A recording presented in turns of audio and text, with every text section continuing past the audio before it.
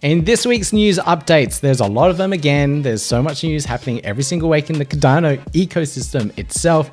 I have Flac Finance, SundaeSwap RISO, that reverse ISO process, the Minswap sandwich attack, MuesliSwap organic farms, Meld Updates, VyFi Updates, Catalyst Circle voting, something very important you should pay attention to, and also updates from Lace Wallet. Oh, and SBF got arrested.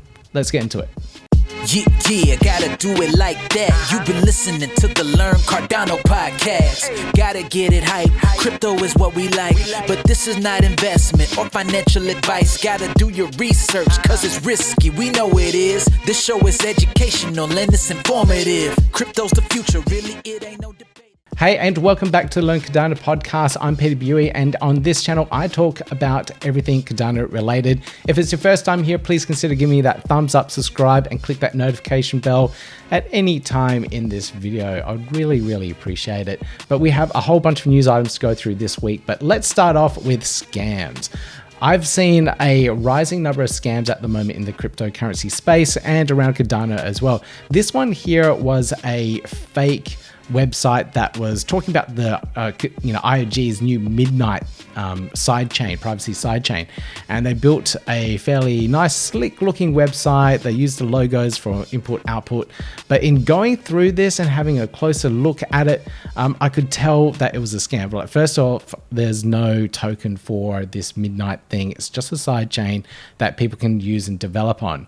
So for people that don't know, they'll think, oh wow, okay, this is my opportunity to get in on this ICO for this Midnight thing and get in early and get some exposure to those tokens. There's no such thing. If you go down further, I actually broke down and had a look at some of this data down here, and I did a whois lookup, and I looked at the state and province, which is the only thing that wasn't redacted for this privacy thing, and it was somewhere in Croatia, I think it was. So nowhere near where IOG is normally registered in Hong Kong or in the United States in Wyoming. And if you go down further down here, I actually had a look at the site. You do not ever connect or interact with any site that you think might be a little bit suspicious. Don't even connect for fun. But I could see here on the connect wallet button that there were two NewFi buttons on there. It's like, okay, that's a very poor bug that the scammers here didn't realize. That I think people just ignore that and just go, oh yeah, I'll connect my wallet, and away it goes. So little things like that just alerted me straight away, and we reported the website, we put it online, and I managed to get Carl here, Holy Macaroni. I did an interview with him about cybersecurity and all these things, and he gave his opinion on this one here and some advice on what everyone should do. Everyone reported this website all at the same time, and we managed to get the website taken down very quickly. So here the site is now inactive. So that was at the hosting level and at the domain level. It was all taken out, and now the community is that little bit safer. Now there's many of these cyber attacks, these scam sites appearing all the time, so please be aware of it. Around this holiday season, there's always a ramp up of them because people are on holidays, people are at home, people are in front of their computers, people are a little bit tipsy from the holiday festive season, and they're not thinking straight. So please, anything that you do around this time of year, take your time, think about what you're doing, keep your crypto assets safe. We've had a massive bear market, a massive downfall in the market this year alone. The last thing you want is to be wiped out over this holiday season. So please, everyone, be safe, be secure, and look after your crypto assets. First news story after that is around Flac Finance Testnet program. So the guys have put out the details on their Discord channel. The Discord is quite active at the moment. You need to jump in there to be able to participate in this testnet. But you go through here, this article takes you through the entire process of how their testnet for their application is going to work. You do need to be a Milo NFT holder. You can still get the Milo NFT on JPEG Store. I didn't check how much it was, but I think you can actually mint it directly off their website here. And yes, you can. So it's 120 ADA. You can still, oh no, here we go, standard edition 50 ADA. So not too much. So you can go through and actually mint that particular NFT and be a participant of this testnet, incentivized testnet. Now you do get, you'll be airdropped test Flac tokens. So they'll scan your mainnet wallet and then airdrop you testnet tokens. It's pretty cool. And they just follow the instructions down here to be able to participate and give the team feedback. They really want feedback that's good, that's usable. Anything that's missing, anything that's broken, misalignment of buttons, typos, text updates, whatever it is, they really need this kind of testing phase to be able to go through and really refine their product. Now they'll be rewarding the users with real Flac tokens at the end of the testing program. So you'll be rewarded with a real a usable token on mainnet. Now there is one little trick here in regards to this, and there is a special testnet channel on the Discord server, and you will need to connect your wallet to JPEG Store, and JPEG Store will be connected to Discord to be able to authorize your access to the testnet channel in Discord for the Flac server. So I know it's a roundabout method, but it works. So if you log into jpeg.store and connect your wallet, and then from here you can connect your Discord server here, Discord account, to your particular wallet on JPEG Store, and then that data syncs to the Discord on Flac Finance, and then enables you that specific role and permission to be able to access all the testnet data. I hope that made sense. I had to jump on the Discord server itself to have a look at how to get access to all this, because I wanted to download the app and give the guys feedback, and this is the way that you do it. So I really hope that helps anyone else that is thinking about this process and wanting to get into the testnet. There are the details there for you. Now, in other news here, we had the Minswap team was alerted to a sandwich attack. And what on earth is a sandwich attack? No, it's not your mother-in-law making you terrible sandwiches, but no, it's a particular exploit where someone can do something called front running on orders. So they will be scanning the blockchain for orders that are being submitted to the Minswap DEX, and then they'll see that order, and then they'll process an order and try and put it in front of your order, or that order that they just saw. So if they saw an order for 1,000 Min tokens at a really good price, they'll put an order for 1,000 just before you did. And then your order will go in, and then they'll sell it. So make that really quick little profit around that particular order that they saw come through. And because their order, your order, and then their order again, that makes a sandwich. So that's a sandwich attack. Now, fortunately, this was reported by the community, and the Minswap team did patch this up and go through the process, did their analysis, and fix it up really, really quickly. Now, there is some on-chain data here from the Tap Tools team, and they saw 880 trades with that amount of in, that amount of out, but the net profit was about 11,000 ADA. So not a huge amount of ADA profit was made off this, but if it wasn't noticed, this could have been ongoing for a year or so until someone actually noticed. And you know, this was going on from the 21st of November, so it could have been going on for a year, and that would have really added up. And of course, I think they didn't go through every single trade. They went through a lot of trades here, but they could have expanded this to more and more tokens, more and more decentralized exchanges out there, and then worked out how to maximize their profit. So it could have gone a lot bigger, a lot more profit could have been made from it by the front runner here on this particular exploit. So really good that the team managed to capture that and sort it all out. Now, the Minswap team do have a long Medium post here that goes through all the details around this sandwich attack. So you can go over this and read exactly how they managed to exploit how things were working. So at the moment, I'll just take you through it really quickly. So at the moment, the Minswap team are running a trusted batcher service, and this batcher service collects all the orders that come in on the Minswap. They collect them together and then process them all at one time. So it makes it really optimized in how they do it. Now this, if we go down a little bit further down here, now the orders are ordered by their transaction hash. So the transaction hash, the smaller it is, it will be at the top, bigger ones are at the bottom. So that's the default way that the Cardano blockchain does things when you order things by a transaction hash. Now, what the attacker realizes that they were doing this, and if they could create an order that was smaller with a smaller transaction hash than what the actual user's order, the original order that was coming in, they could get their order in front of that particular user. And that was the front running part of it. Now, the attacker was monitoring the blockchain's mempool. So this is public data for anyone. So you can, or anyone can look at a blockchain's mempool and see what orders are going through, what orders are coming through next. And they could see that these orders were coming through and what it was. And all they had to do was process their order in front of that particular one to front run it. Now, the most complicated part was probably creating a smaller transaction hash, but they just kept on looping it. They managed to do it, piece of cake, and hey presto, they managed to get the orders through. Now, what the solution was, instead of using that default setting for the transaction hash ordering, they used a alpha lexicographic order, so alpha order, and then use a chronological order of orders as well. So essentially, they're no longer using the transaction hash ordering to process the orders anymore. So lessons learned there, but unfortunately they didn't make off with too much profit. But of course, this profit was taken from users of the DEX itself. So something to keep in mind. But I'm very happy that the Minswap team did clean this up, and they consulted with other DEXes and other community members in the Cardano community. So anyone else that is using a batcher process could actually check that out and see if anyone else is front running their DEXes.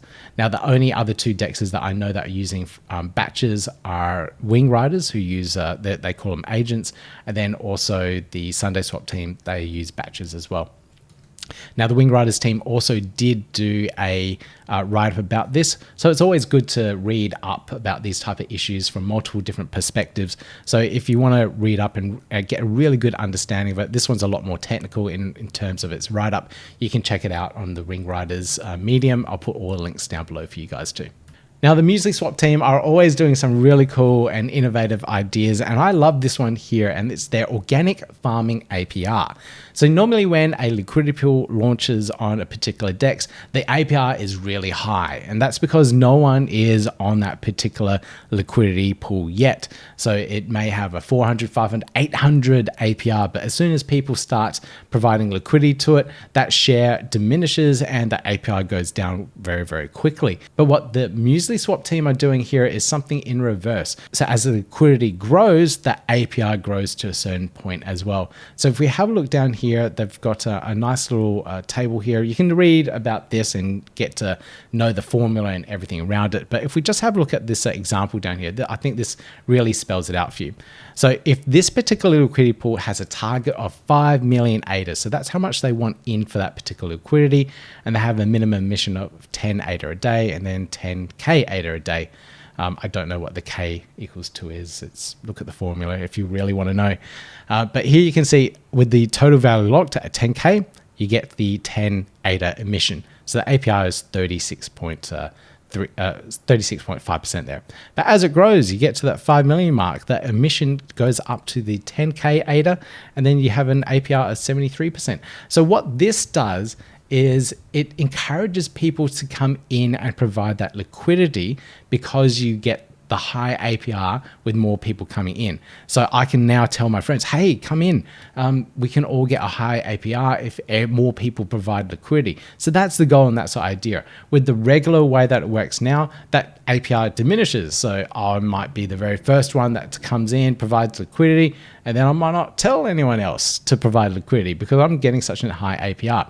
The downside to that is that no one's actually using the liquidity pool or the DEX, because the APR is still so high and there aren't too many users on there. So who's going to use something that that doesn't have a lot of users on there? But this model encourages users to come to the DEX, provide liquidity, and also hopefully encourages that usage of the liquidity pool for swaps and trading as well.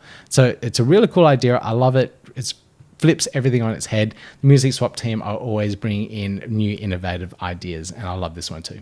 Now, on this particular blog post, they said that they'll release the liquidity pool tomorrow. Now, this is a little bit old. So this was released on the 7th. Today's the 13th of December. And they announced that it was the IUSD pool that was being opened up. So the IUSD and ADA. And they also tweeted out its growth over the last 72 hours. So 30x liquidity in the pool, 3x compared to after 24 hours launch. Highest TVL and volume of IUSD ADA amongst Cardano DEXes. So they did really well with this model. So if proof is in the pudding, here it is. They did really well in gaining that liquidity for this particular liquidity pool, and congratulations to the MuesliSwap team there. Now, Vi Finance are doing some really cool things. Now, what they're doing at the moment is upgrading all of their smart contracts to V2 Vault. So this will be released at the end of January 2023. But this is a huge milestone for us, which gives us and projects on our platform the ability to stake their tokens and NFTs. So it's another step forward in the platform. So it's not just staking VyFi NFTs or anything that is specific to their policy IDs. Anyone now can start staking on their platform depending on what they enable. So that's a really cool and unique and new idea from the VyFi team, and I always love what they're doing there. Now, I haven't heard from the Meld team in a little while, but have a look at their update here. This is their video update for their interface. Let me just increase this one for you. And you can see here in this demo what their potential app is going to look like. How they got the Polygon bridge in there and everything. They've got the Bitcoin coming in as well, which is really cool. And this is their entire wallet, staking, lending, borrowing protocol, plus their governance as well. So I don't know the exact date when this one will be launched.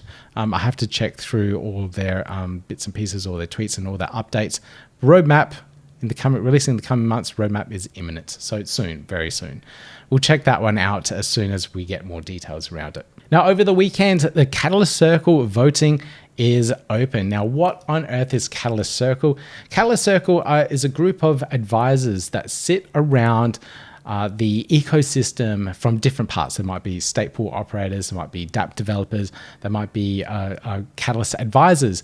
So all these people within the Cardano community that are taking input from the ecosystem and then providing it back to Catalyst to try and best direct that governance layer for the Cardano ecosystem. So voting is up now for all of these candidates, and you may be thinking, who are these candidates? Who are these people? Well, they went through a whole process of presenting themselves, talking about what their missions and ideas are and what they were going to achieve or try to achieve if they became these elected people for the Catalyst Circle. Now, let me just go through this and I'll show you a couple more details here. Now, we can see here the votes are live. It's voting on the Drip Drops platform.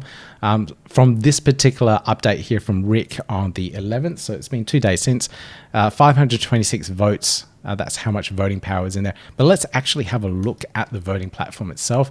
I'll take you through a little bit of a process on how to vote and who to vote for. So I've got the drip drop system. Sorry, let me go dark mode here. So we can view the live results. We can see who and what is voting for at the moment. We can see all the particular candidates here. There's a lot of them on this platform.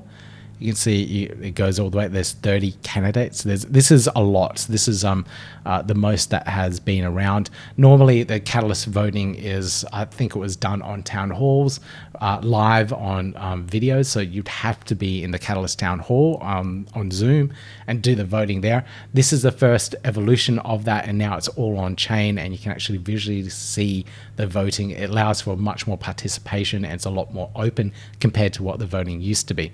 But we can go through here and we can see what and who is being voted for within the ecosystem. So we have Hosky, we have Patrick Tobler, Melanie here. So I think this is the same Melanie that I seen in a lot of Catalyst town halls. And then you can go through here and there's a lot of people, Darlington. There's a lot of people in here that you may recognize from the Cardano ecosystem.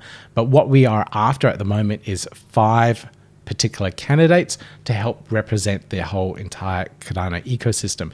Now, this is only for 3 months. I believe it's 3 months. So this Catalyst Circle will represent the Cardano ecosystem for 3 months, gather input, talk to the community, and help direct and steer the direction of Project Catalyst as well. Now, if you want to learn about who these people are, they've got little GitHub links here, and you can click on each and every one of them and read up and learn about each one of these these particular candidates that you're potentially voting for.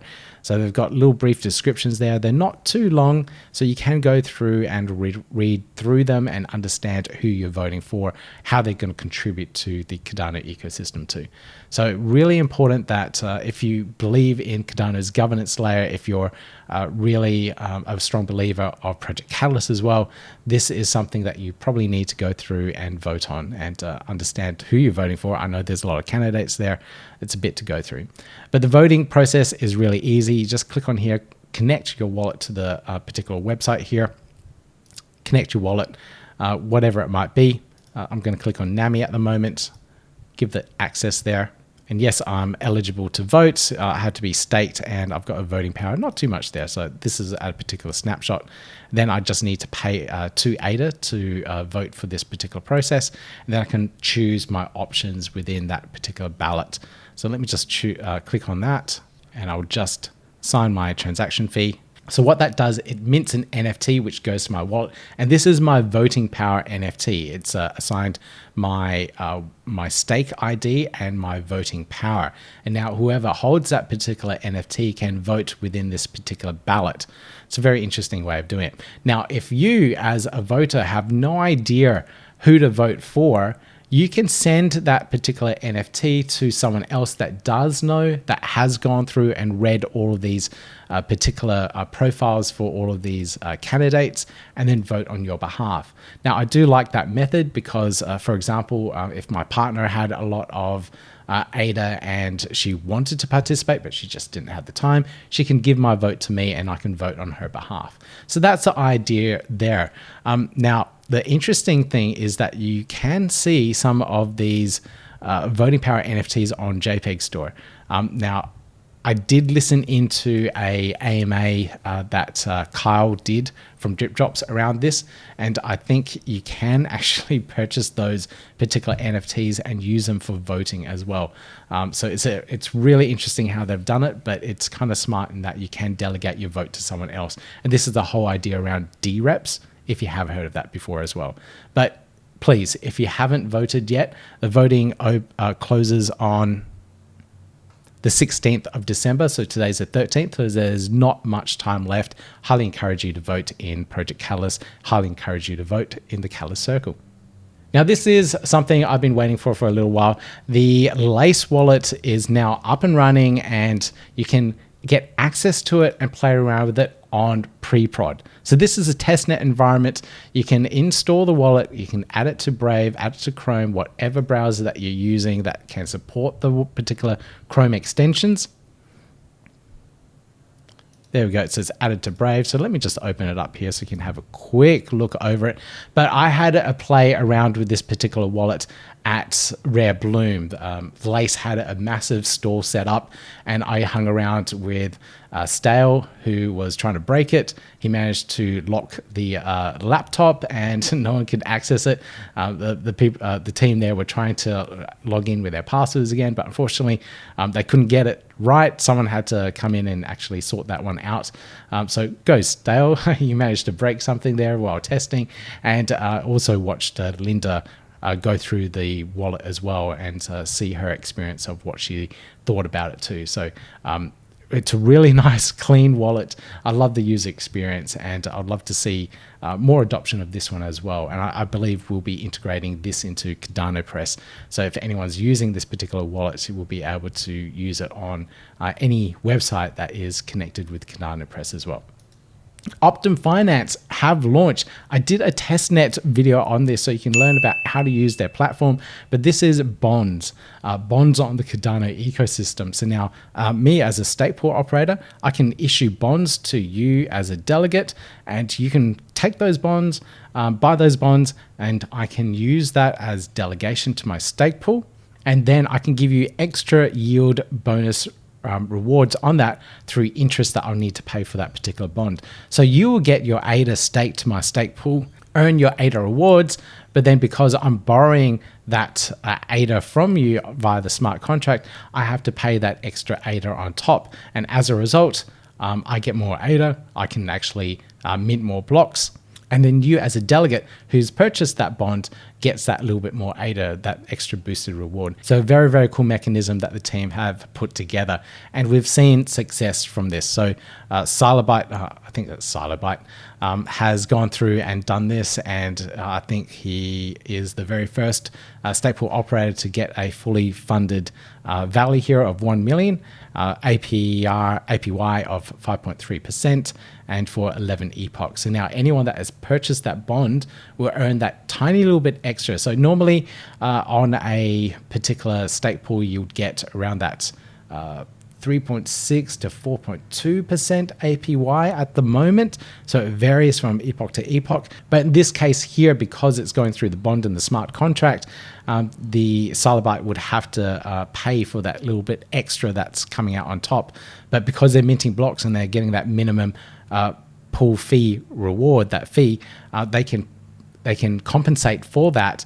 So you're essentially getting a share of that from that particular bond. So I love this mechanism. I will be trying this one out myself. So check out the Twitter feed, check out the links below for the bond as well, where you can earn just that little bit extra for delegating or purchasing this bond to delegate to our stake pool. So absolutely love it. Congratulations, Optim, on the launch.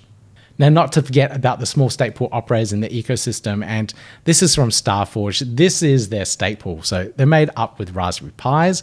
1, 2, 3, I think 3, 4, I can't tell. 1, 2, 3. It's an optical illusion, really. But I can see 3 of the nano SDs here. The micro, what do you call them? NVEMs, whatever they are. But I can see 3 of them there. So I'm assuming there's at least 3. I can't tell what the bottom one is.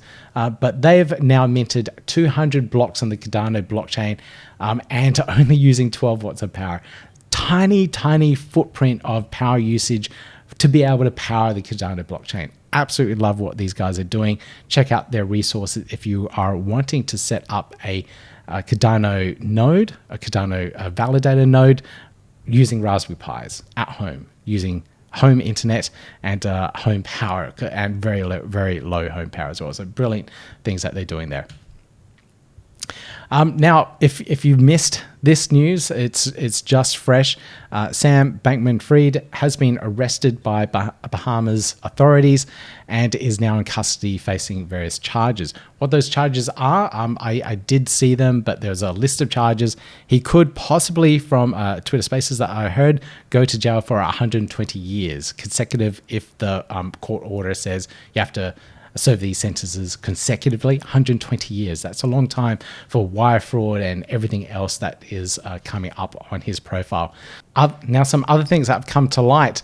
All this negative crypto news around Cardano from the block. If you have a look at this tweet here, exclusive crypto news site, the block has been secretly funded for over a year with money funneled from CEO LLCs at Sam Bankman-Fried and Alameda Research.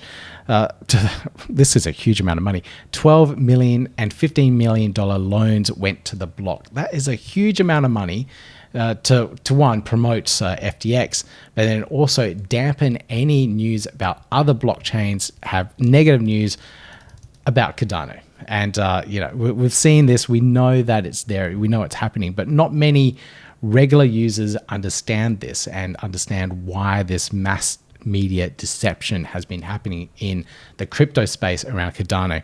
And now we know why. Cardano is a very good competitor against Solana, and Solana is one of FTX's big investments, and hence you don't want your competition to succeed, so you control the media so you can put out whatever you want. And that's a lot of money, 27 million, or hang on, and even more. So a lot of money going out there to create negative Cardano media coverage. Now, this one here is from Wolves of Rome. I just like the artwork. I think this is really cool. Did I read that right? They're minting at the moment? No, I don't know when they're minting. I don't know much about the project. I did meet the guys over at CNFTCon, and I just love their artwork. So I will be looking into that project a little bit more. Now, SundaeSwap, I did mention this a little while back, but they finally have completed their platform where now you can claim your ISO rewards and your RISO rewards directly from their own platform. So it's almost a year. I think around this time last year, I was pulling out my hair, going through the ISO rewards process and trying to compete with other stake pool operators to get on the list to become an ISO stake pool so that we could get the delegation and become part of their batcher system. That was a hard process and I never want to do that again. But the team have now put this in place so that anyone that had delegated for the ISO can claim rewards from there, or anyone delegated to the R ISO can delegate their rewards as well in a feeless way. So over the last year, you could claim that over drip drops. You had to pay a little bit of a fee, but now it's feeless via their platform here. And you can see their platform. I've connected my wallet and these are all the reverse ISO pools.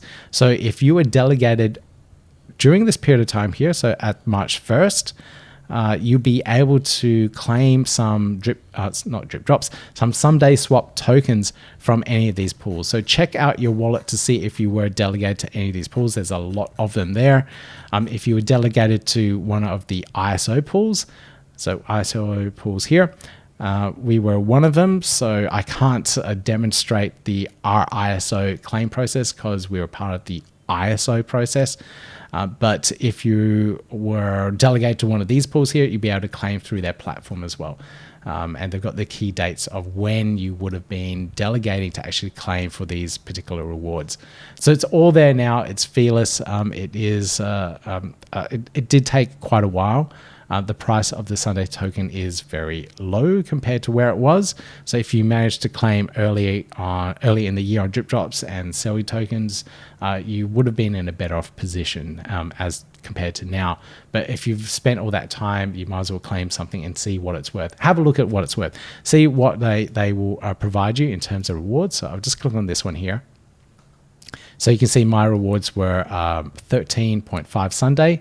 Is that worth claiming? I'll have to do the calculations on a DEX. If it's less than the fees, then it's not worth it. So do your calculations and work out exactly how much you're going to earn and how much it's going to cost you before claiming it, because it may cost you more than actually just leaving it, unfortunately. Now, this is a really cool project, and I'd want to do a shout out for Sessions. I did meet him at Rare Bloom. We had a really cool chat about the platform, everything it is building out, and what the team are doing, and I really like it as well. It's all about music royalty rights and the distribution of those particular fees that music artists would generate on various platforms. And they've got a nice little demo of their platform. It's basically their MVP and it's all ready to go. So if you have a moment, please check that out and give the team there a little bit of support. They are doing some really cool things there. Now, this one here is another one from Tap Tools. They're doing some really cool things. And this is arbitrage. So we're finally seeing arbitrage opportunities on the Cardano ecosystem. And so someone is now doing arbitrage trades between the various different decentralized exchanges and making a little bit of profit moving crypto assets from exchange to exchange. And this is the way that the crypto markets work. These market makers, I should say, these market makers are moving assets from one exchange to another, taking those particular profits and leveling out the prices of these crypto assets on all these different exchanges. And we can see here, they're doing quite well. They've done 2,065 trades and made a profit of 37,000 there in profit. And they're probably writing something like this bot in Python or something like that. And if you are interested in writing your own scripts to interact with the Cardano blockchain, I have a developer series. Check out the links in the top right-hand corner there, where I go through all these different tools in the ecosystem that you could possibly use to build something like this. There are a lot of opportunities at the moment, and I highly recommend if you're a beginner developer in the Cardano blockchain ecosystem or a competent developer elsewhere but want to get an idea and concept of how to get into developing on Cardano, check out that playlist. You will be very pleasantly surprised. Now, talking about development, this is from Alessandro. He's doing some amazing development work, but he has rebuilt the entire marketplace for space buds, but not just a smart contract marketplace. He's also done a chain indexer and event listener and has open sourced the entire thing. And you can check it out at spacebuds/Nebula. And if you're interested in building on the Cardano blockchain, always check out what he's doing there. He's doing some amazing things and writing some amazing code, make it all open source for you guys as well. So check that one out. Now, the Blueshift team, building on the Milkometer sidechain, have announced a partnership between Blueshift themselves and Multichain. Multichain is a bridge that will allow bringing assets over from various blockchains such as Ethereum, Binance, and other chains over to Algorand, Kava, and the Cardano blockchain. So Blueshift is a decentralized exchange based on portfolios that are connected on multiple different chains, and with bridges such as Multichain will allow that liquidity to move freely between all those chains. So it's a project that I am actually part of. I do their social media and content creation for it. So I wrote this article, and you can check that out and learn a little bit more about Blueshift and what they're doing. So there's a disclaimer there. I do work for the team, but I absolutely love the project and what they're trying to achieve there. So check that one out if you're interested in cross-chain interoperability and cross-chain swapping and bridged assets. Now, last news story for this one is my fight is coming up this Friday. I've got all my gear ready. I've been training for the last 8 weeks heavily. I'm slightly bruised. You can see, yep, a bruising on my eye there. I've got a slight tenderness in my rib. It could be a cracked rib, but I'm going to go ahead and compete in this little tournament on Friday and see how I go. So wish me luck. Now, if there's anything else that I've missed in the Cardano ecosystem, something that you think I should be highlighting and talking about, let me know in the show notes down below. I'll look it up and see if I can include it in next week's news updates. Now, if you enjoyed this one, if you got something out of it, please consider giving me that thumbs up, click that subscribe button, click that notification bell, and you'll hear more from me real soon. See you in the next video. Yeah, gotta do it like that. You've been listening to the Learn Cardano podcast. Gotta get it hype. Crypto is what we like, but this is not investment or financial advice. Gotta do your research, cause it's risky. We know it is. This show is educational and it's informative. Crypto's the future, really, it ain't no debating.